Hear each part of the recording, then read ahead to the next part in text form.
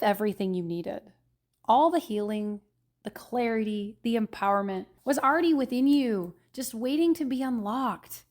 Welcome to Michelle's Healing Haven podcast. Here is a space where your intuition is going to take the lead. Your transformation, let it begin. Here, dissolve those fears into trust. And healing, well, it's going to become a way of life. Thank you for being here and joining me on this journey. Before we dive in, I want to let you know that additional resources and insights from today's episode are going to be available at my blog on michelleshealinghaven.com. Check it out before or after the podcast. I will always try to put additional resources that are helpful. They could be books, it could be meditations, or just some simple information and tidbits that are very helpful. You can also sign up for my newsletter there as well.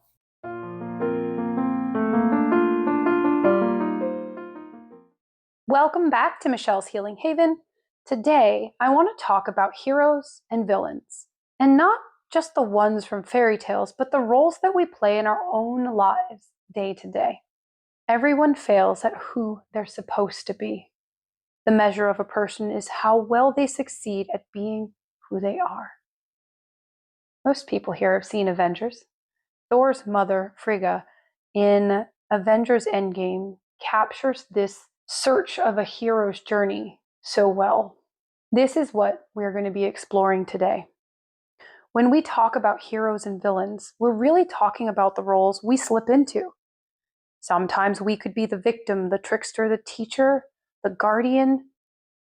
We could mislabel ourselves or others as villains when we or they are just lost. And sometimes we try to be the hero in somebody else's story instead of our own.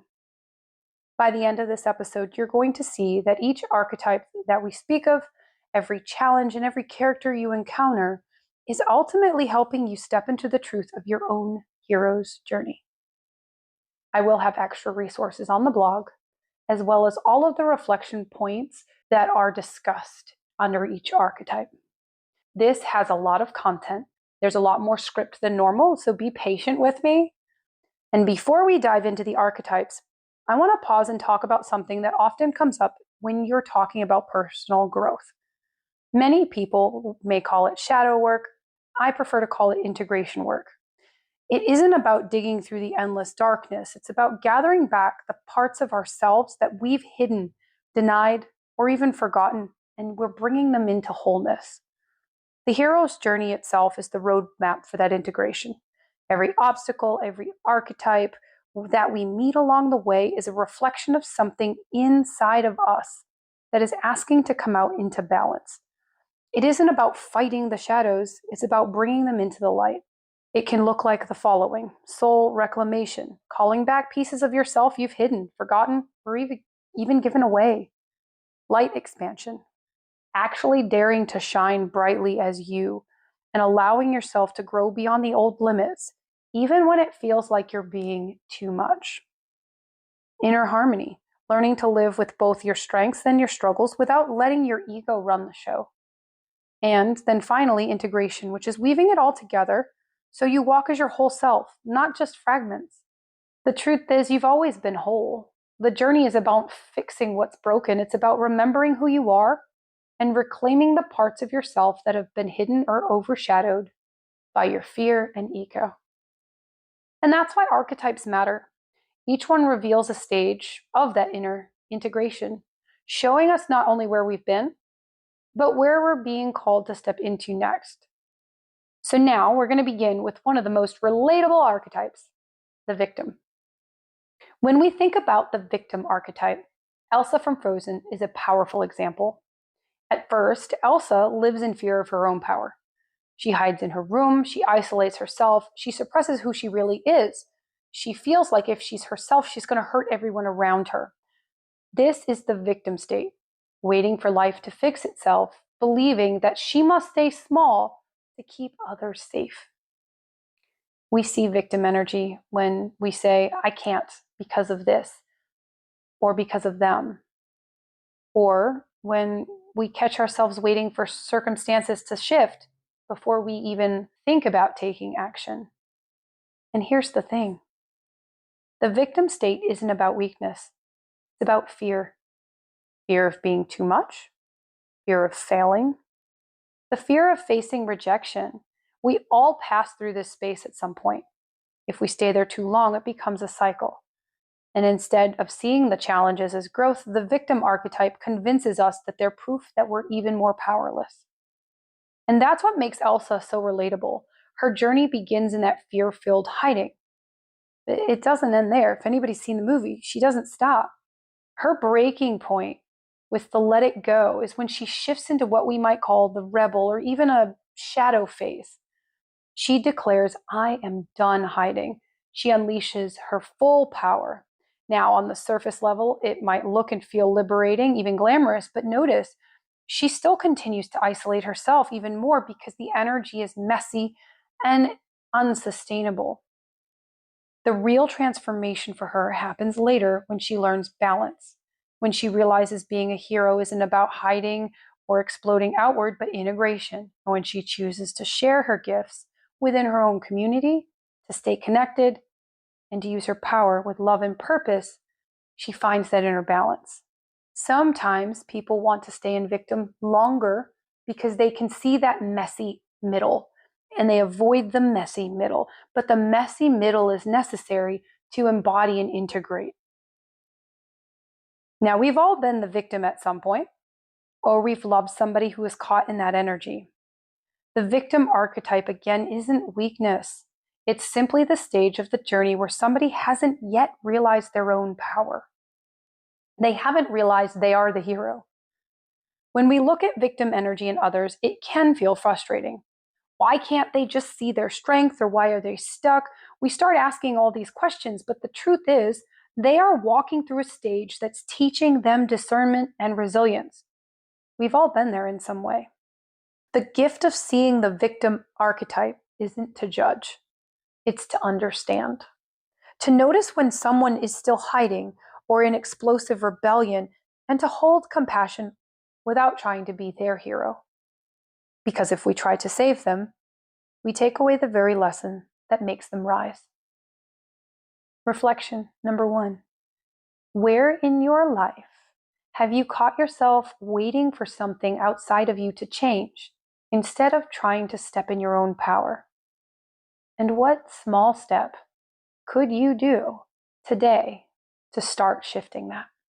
When someone is in victim energy, they don't need rescuing. They need a guide. Someone to remind them of their strength without carrying it for them. And that is where the next archetype comes in: the teacher, the oracle, or the guide. Every hero's journey includes a teacher, mentor, an oracle, a guide, and these figures aren't there to live the hero's story for them. They are there to hand over a spark, a truth, a tool, a new perspective. They help the hero unlock the hero's own strength. You can't go wrong with Yoda. In Star Wars, he teaches Luke patience and trust in the Force. He never picks up Luke's lightsaber and fights his battles for him. That wasn't his job. His job was to prepare Luke to step into his own destiny. In our lives, we often confuse the guide with the hero. We lean too heavily on them, hoping they'll solve the problem for us. But a true guide always points you back to yourself. The Oracle in the Matrix does exactly that. She doesn't hand Neo the whole truth. She gives him a piece that forces him to grow into it. Now, here's a danger. Not all guides are true guides. Some are false guides. They can look trustworthy on the surface, but their influence keeps you dependent or misled. Usually, in retrospect, you can see what a genuine guide is and a genuine guide is not, but I'm going to give an example of what a false guide would look like. In Aladdin, Jafar is the royal advisor to the Sultan. He wears the robes of wisdom and authority. He speaks with confidence and seems like the one guiding the kingdom, but under his mask, his advice only serves himself. His charisma covers his corruption. He isn't a guide to empower. He's a manipulator to control.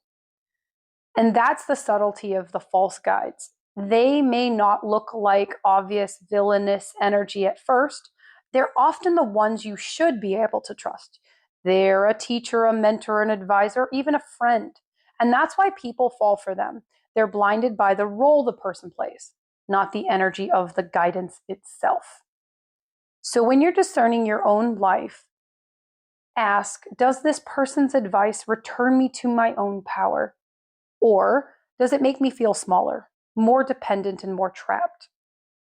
A true guide equips you to walk your own path. A false one makes you believe that you can't walk it without them. And here's the key. All of us will meet both kinds, and at times we will play the guide for others. But to guide well, you have to step aside and let them be the hero. A guide who takes the hero's place isn't guiding. Again, they are controlling. And sometimes that's exactly what happens when a guide stops pointing you back to your own strength and starts pulling the strings themselves. They shift into a very different role. The next archetype is the trickster, where the true teacher empowers, the trickster will manipulate. Where the guide would step aside, the trickster leans in, trying to steer your choices in ways that serve them. The trickster is one of the most fascinating archetypes because they often hide behind charm, wit, familiarity. They can be somebody we think is safe, even someone we're related to, but their guidance leads us off our true path. Scar from The Lion King is a perfect example of the trickster. On the surface, Simba sees him as family, an uncle he should be able to trust. Scar uses charisma, manipulation, and carefully chosen words to put Simba into dangerous situations. Remember the scene at the elephant graveyard? Scar never forced Simba to go there.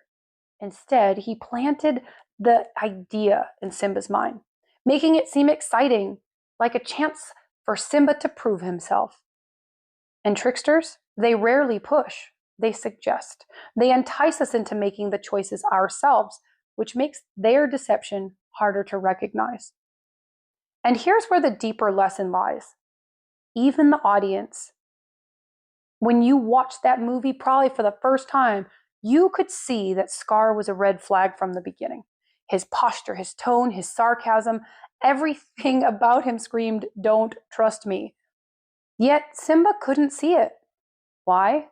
Because he hadn't lived enough of his hero's journey yet. He was still naive, still believing that everyone who smiles at you has your best interest at heart. This is true in real life too. How often do we watch someone else walk into a situation where we clearly see the red flags, but they don't? It's not because they're foolish. It's because they haven't had that lesson yet. And the trickster teaches us discernment. Sometimes the only way to recognize manipulation is to experience it firsthand and learn how to listen to our own inner warning system instead. Scar's role reminds us that the trickster isn't always obvious at first glance. They can look like a family, friend, or even a guide. But their purpose in the journey is to test us, to ask, can you tell the difference between someone who empowers you and somebody who uses you? Reflection number 3. Think of a time you trusted someone you shouldn't have, and what red flags were there that maybe you now recognize only in hindsight. How can you use that awareness today to strengthen your discernment going forward? What if the trickster doesn't hide that they're a trickster? Some, like Scar, weave their mischief in secret, but others, they don't even hide it. We're going to use Rumpelstiltskin from Once Upon a Time as this example. From the very, very beginning, everyone knew who Rumpelstiltskin was. He was the deal maker, the manipulator, the one who never gives without taking something in return. All magic has a price. He wore his trickster nature like a badge of honor, almost daring people to step onto his bargains. And yet they did, over and over again. Why? They knew he was a trickster. Because desperation makes people overlook the obvious. They wanted a shortcut. They wanted the promise. They wanted the fix he seemed to offer, even if the cost was written in bold letters from the start. And that's the unsettling truth about this kind of trickster. They don't need to disguise themselves. They can stand there flashing every red flag possible, and people will still lean in. Why? Because the lesson isn't about them. It's about us. It's about recognizing when we're tempted to give our power away because we don't trust ourselves to handle the long road. Rumpelstiltskin never tricked anyone into signing a deal. He laid the terms bare, but the hidden trick was in our own willingness to believe his way was easier, safer, or faster than our own strength. And in that sense, he teaches one of the hardest lessons of the trickster. Sometimes the cost of ignoring your own power is far higher than the cost of facing your challenge head on. Reflection number 4. Think of a time when the shortcut looked easier than the harder, truer path. Did taking it empower you, or leaving you owing more than you expected? And what did that moment teach you about trusting your own inner strength? If the trickster teaches through chaos, the ally teaches through support. And now we're going to shift to the ally archetype. Mushu from Mulan. Okay? Mushu, not the wisest, not the smoothest. He's not your greatest warrior, strongest fighter. Not at all. He's quirky, he's loud, he's comedic, but his role as an ally is vital. Mushu believes in Mulan even when she doubts herself. He also doesn't fight her battles for her. He continues to remind her of her strength. He nudges her back on track when she falters, and he gives her courage when the weight of the journey feels too heavy. That's the essence of an ally. Not to carry us, not to be the hero of our story, but to hold space for us while we step into our own. Mushu can't win the war, but he can light the spark inside Mulan that helps her remember who she is. In real life, allies often look like the friends who cheer us on, or the people who remind us what we're capable of, and even our own inner voices that encourage us when our confidence starts to waver. They may not have all the answers, but it is their belief in us that helps us believe in ourselves. True allies empower us to grow into our own hero, while false ones try to hold us back or make us codependent on them. Mushu never disempowers Mulan. He amplifies her. Reflection number 5.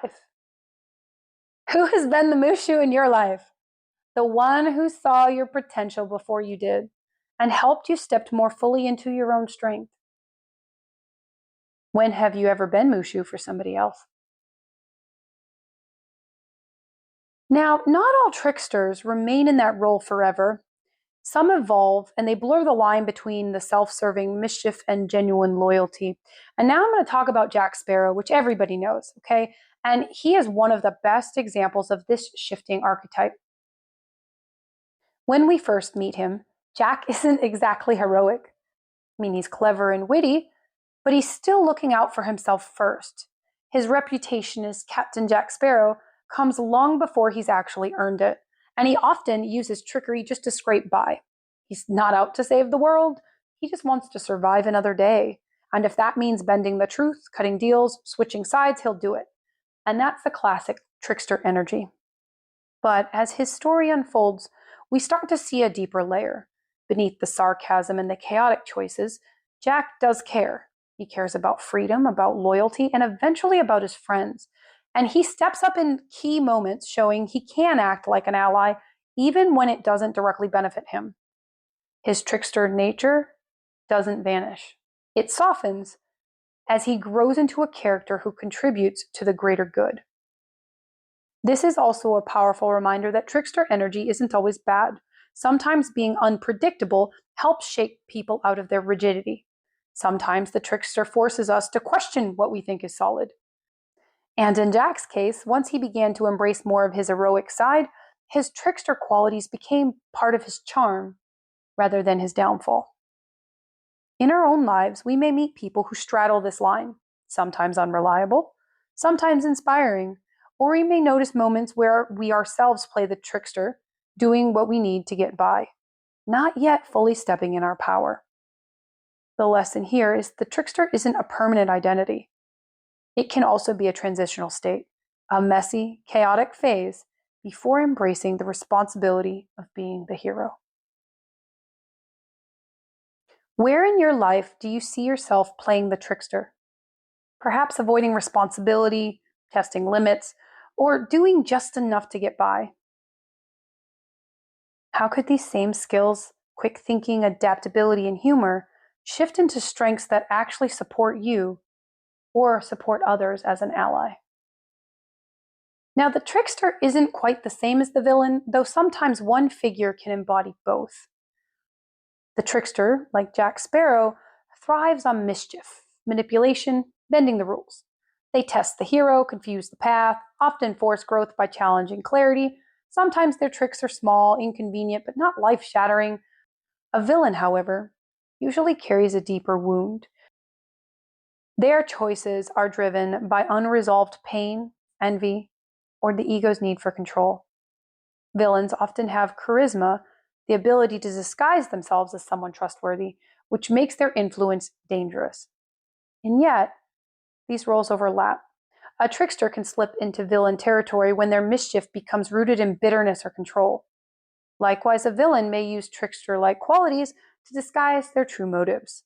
The distinction is useful for us because it helps us see, am I facing somebody who's simply testing me, or by someone who's trying to draw me into their unhealed wounds? Ursula from The Little Mermaid is one of the clearest examples. She's charismatic, she's theatrical, she's persuasive. On the surface, she presents herself as a helper, somebody Ariel can trust to solve her problem, and that's what makes villains so tricky.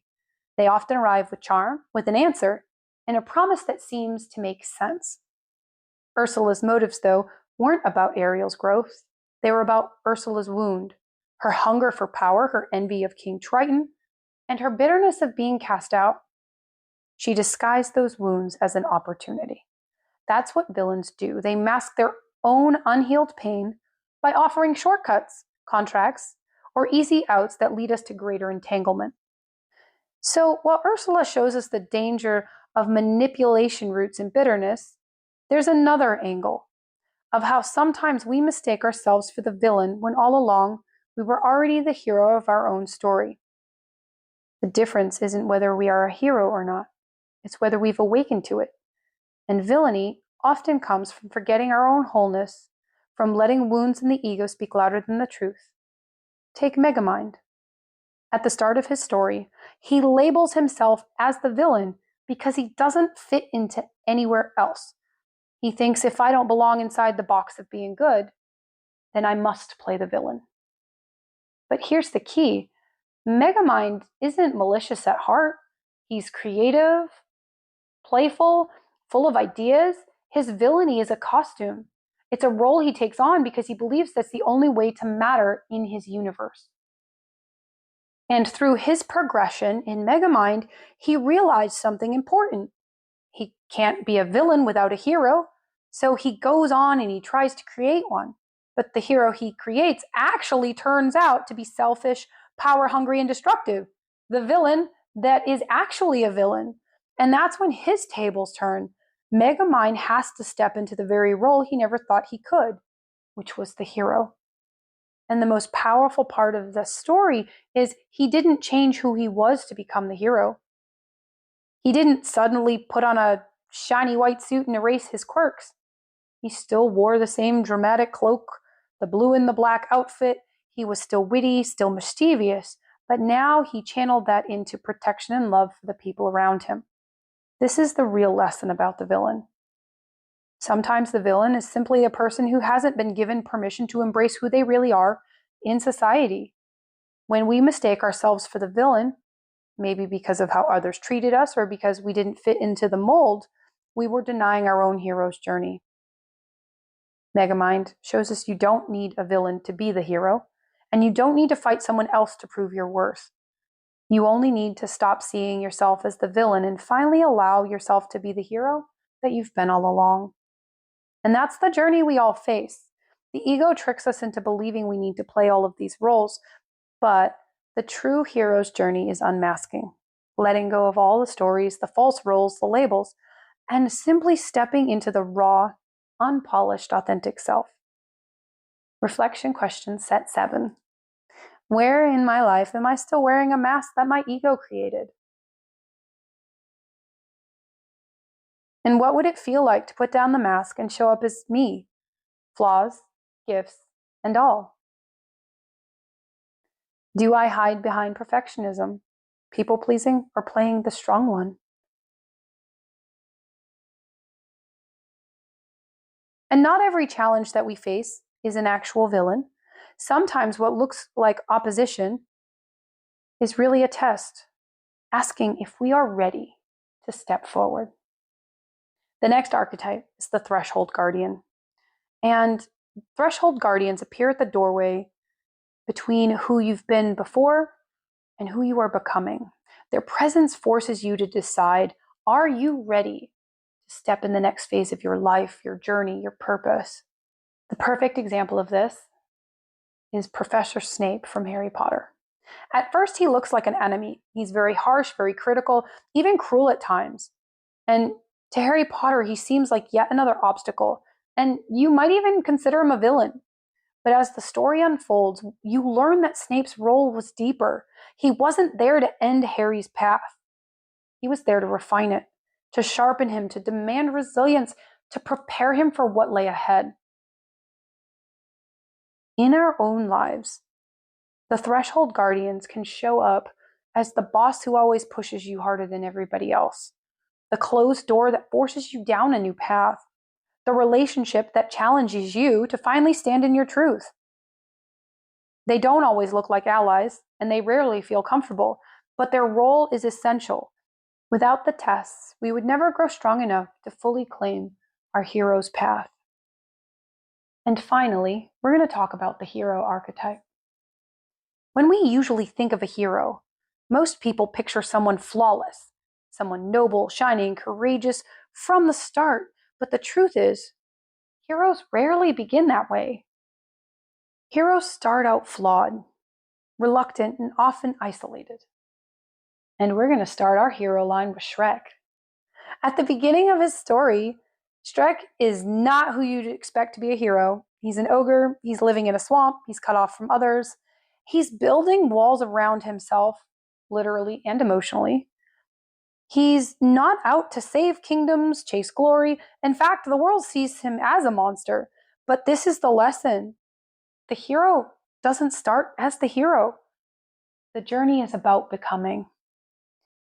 Shrek is pushed into action by circumstances outside his control, much like life does to us.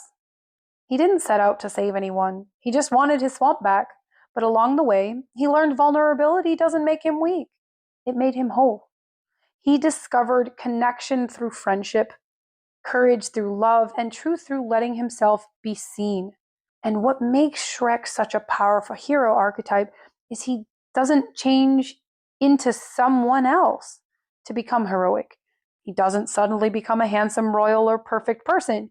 He stays an ogre, he stays himself, and still he becomes the one who saves the day. That's what we all need to remember about being the hero of our own journey. It's not about fitting into the world's idea of what a hero looks like. It's about peeling back the layers, or the onion, and embracing who we really are, and realizing that the very things we thought disqualified us from being the hero, the quirks, the flaws, the parts of us we wanted to hide, are often the exact traits that make us strong and who we are. Reflection number 8. Take a moment to ask yourself, what parts of me have I been hiding because I thought they made me unworthy of being the hero of my own story? I'm going to close this section with some out-of-the-box hero reflections and just random truths that I want you to think about when it comes to the hero story. We often think of a hero as someone doing something grand, saving the day, or standing in the spotlight. But being a true hero isn't about the stage or the applause. It's about who you are when no one's looking. So here I have 5 truths here. First truth, We are all already our own heroes, even if we don't see it yet. Every challenge we face, every obstacle we climb is part of our training. Sometimes we forget that just surviving a hard season is already heroic. Second truth. Sometimes we try to be heroes in other people's journeys. We step in to fix, to save, to carry burdens that aren't ours. But when we do that, we unintentionally rob the other person of their chance to grow into their own hero. Think of Mushu in Mulan. He encouraged her, he walked alongside her, but he never fought her battles for her. That's the energy of empowerment, not rescue. Third truth. Attachment and codependency often disguise themselves as love, but they're really barriers to heroism. A true hero learns to let go of the need to control others' stories. They hold space.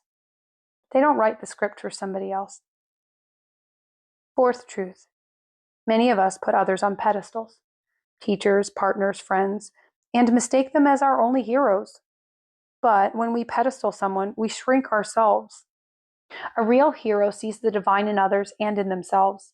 They know their worth doesn't diminish just because somebody else shines.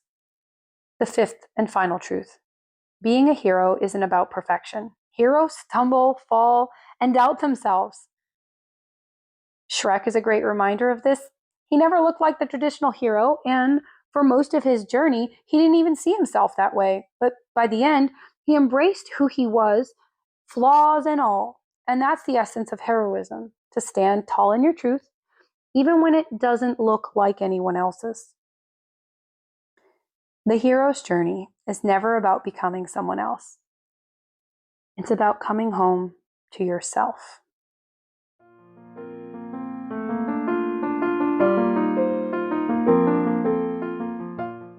All right, now my favorite time.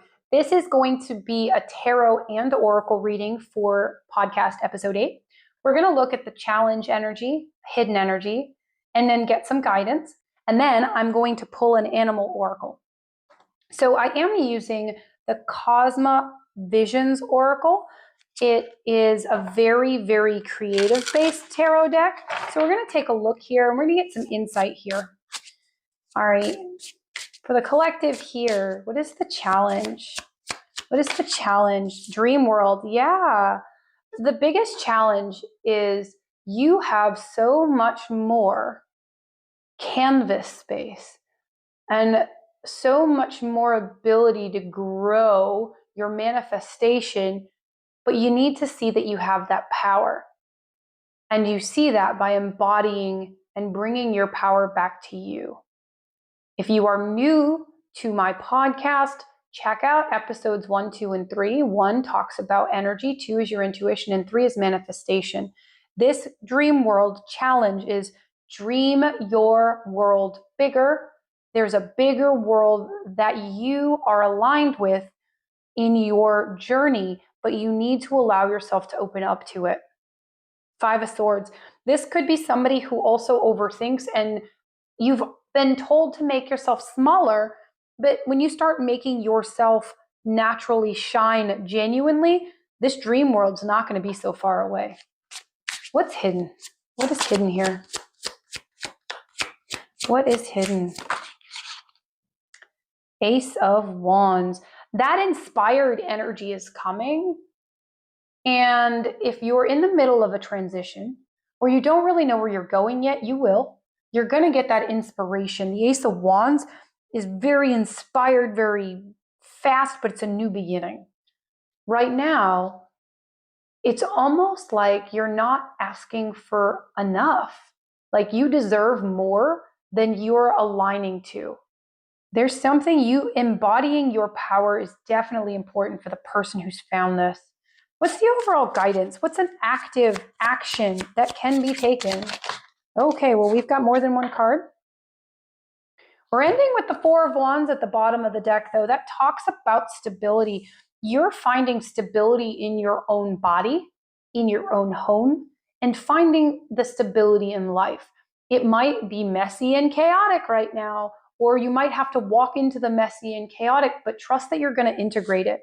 Overall guidance, we have the swan, which is going to be the high priestess. You're going to grow your intuition. You're going to start listening to the inner you instead of everybody around you or the ego. And then you have the Four of Pentacles. Yeah, it feels uncomfortable at first when you start trying to be authentically you.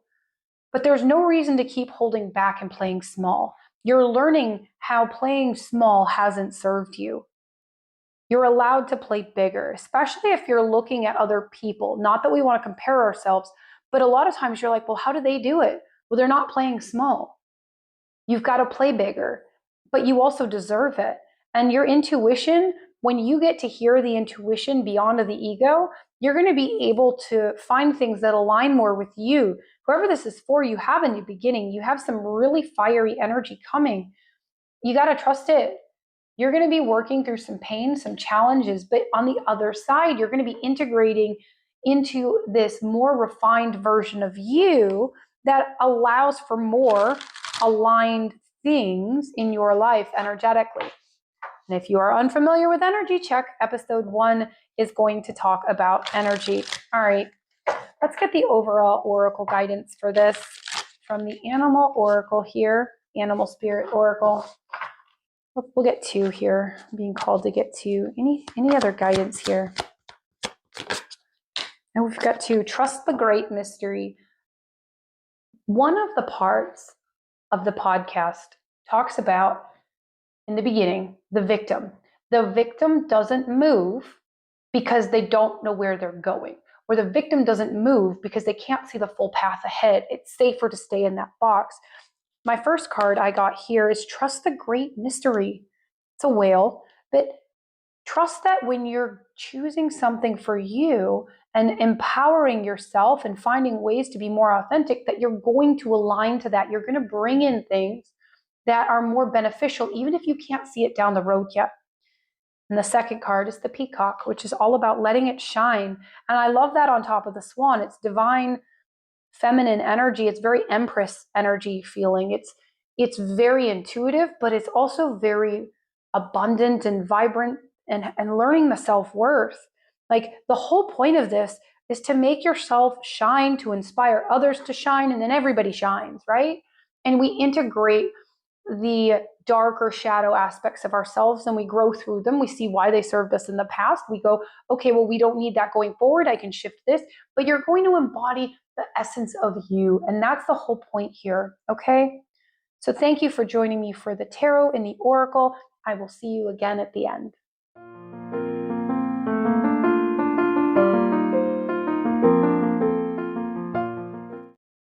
As we wrap up today's episode, I want to leave you with this reminder.